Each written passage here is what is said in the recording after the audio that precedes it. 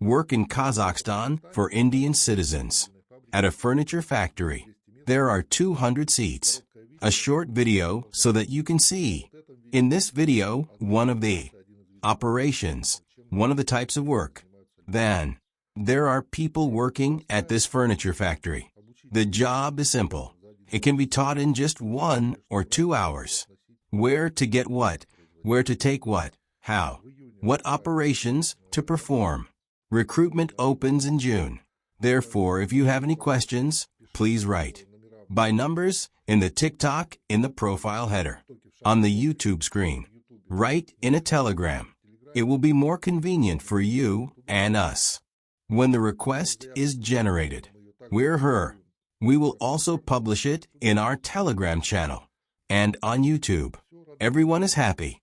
We'll be happy to help. To everyone, have a nice day. Happily.